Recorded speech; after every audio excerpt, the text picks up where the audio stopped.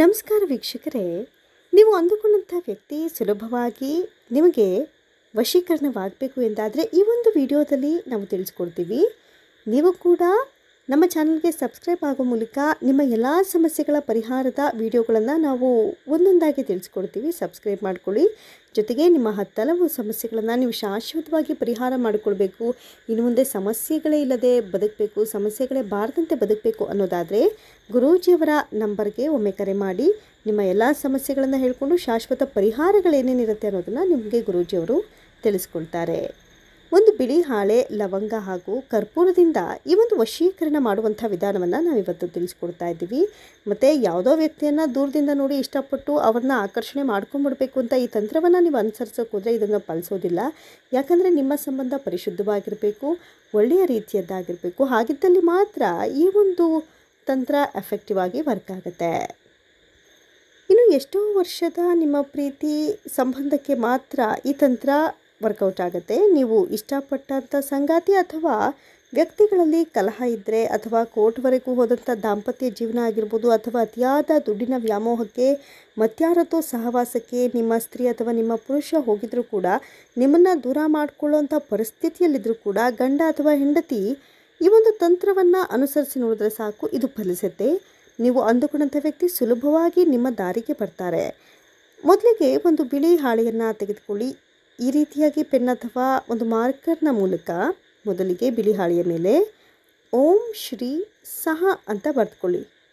ಓಂ ಶ್ರೀ ಸಹ ಅಂತ ಬರೆದುಕೊಳ್ಳಿ. ಇನ್ನು ಬರೆದುಕೊಂಡ ನಂತರ ಇನ್ನು ವಶೀಕರಣದ ಚೌಕವನ್ನು ಬರೆದುಕೊಳ್ಳಿ. ಮೊದಲಿಗೆ ಪುರುಷನ ಹೆಸರನ್ನು ಬರೆದುಕೊಳ್ಳಿ. ಅದರ ನಂತರ ನೀವು ವಶ ಮಾಡಿಕೊಳ್ಬೇಕಾದವರ ಹೆಸರನ್ನು ಬರೆದುಕೊಳ್ಳಿ. ನೋಡಿ, ಆ ನಂತರವನ್ನು ಬರೆದುಕೊಂಡ ಮೇಲೆ ಆನಂತರ ನೀವು ಈ ರೀತಿಯಾಗಿ ಆ ಚೌಕದ ಮೇಲೆ ಬಂಧಿಸುವಂಥ ಗೆರೆಗಳನ್ನು ಹಾಕ್ಕೊಬೇಕು. ಈ ರೀತಿಯಾಗಿ ಬಂಧಿಸೋ ಗೆರೆಗಳನ್ನು ಹಾಕ್ಕೊಂಡು ಆ ಖಾಲಿ ಜಾಗಗಳಲ್ಲಿ, ಅಂದರೆ ಆ ಖಾಲಿ ಕುಂಡಲಿಗಳೇನಿರುತ್ತೆ ಅಲ್ಲಿ ಶ್ರೀ ಅಂತ ಬರೆದುಕೊಳ್ಳಿ.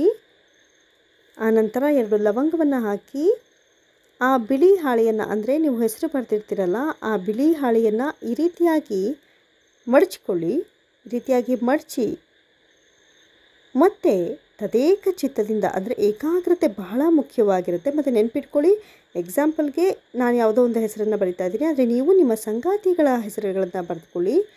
ಜೊತೆಗೆ ಈ ಏಕಾಗ್ರತೆ ಬಹಳ ಮುಖ್ಯ. ಈ ಪೂಜೆ ಮಾಡಬೇಕಾದ್ರೆ, ಅನುಸರಿಸಬೇಕಾದ್ರೆ ಇದು ತುಂಬ ಮುಖ್ಯವಾಗಿರುತ್ತೆ. ಮತ್ತು ನೆನಪಿರಲಿ, ಇದು ಮಂಗಳವಾರ ಅಥವಾ ಶುಕ್ರವಾರ ಮುಸ್ಸಂಜೆ ಮಾಡುವಂಥ ಒಂದು ತಂತ್ರವಾಗಿರುತ್ತೆ. ಈ ತಂತ್ರವನ್ನು ಮಾಡಿ ಆನಂತರ ಕರ್ಪೂರದಿಂದ ಇದನ್ನು ಸುಟ್ಟು ಹಾಕಿಬಿಡಿ.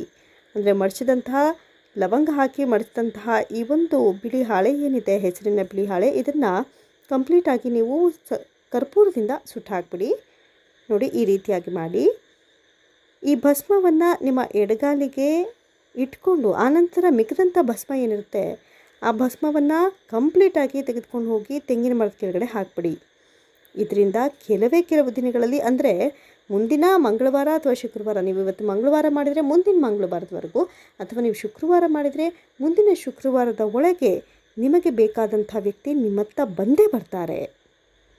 ಒಂದು ವೇಳೆ ಈ ಪೂಜಾ ವಿಧಿವಿಧಾನಗಳನ್ನು ಅನುಸರಿಸೋ ಬಗ್ಗೆ ನಿಮಗೆ ಹಲವು ಡೌಟ್ಸ್ಗಳಿದ್ದರೆ, ಅಥವಾ ನಿಮ್ಮ ಹಲವಾರು ಸಮಸ್ಯೆಗಳಿಗೆ ಪರಿಹಾರ ಸಿಗಬೇಕು ಅಂದರೆ ತತ್ಕ್ಷಣವೇ ಗುರೂಜಿಯವರ ನಂಬರ್ಗೆ ಕರೆ ಮಾಡಿ ಅವರನ್ನು ಸಂಪರ್ಕಿಸಿ. ಇನ್ನು ಈ ವಿಡಿಯೋ ನಿಮಗೆ ಇಷ್ಟವಾಗಿದ್ದರೆ, ಅಥವಾ ನಿಮ್ಮ ಸ್ನೇಹಿತರು ಇಂಥದ್ದೇ ಸಮಸ್ಯೆಗಳಿಂದ ಬಳಲ್ತಾ ಇದ್ದರೆ ಅವ್ರಿಗೂ ಕೂಡ ಈ ವಿಡಿಯೋವನ್ನು ಶೇರ್ ಮಾಡಿಕೊಳ್ಳೋ ಮೂಲಕ ಮತ್ತೊಬ್ಬರ ಕಷ್ಟಕ್ಕೂ ಕೂಡ ನೀವು ನೆರವಾಗಿ.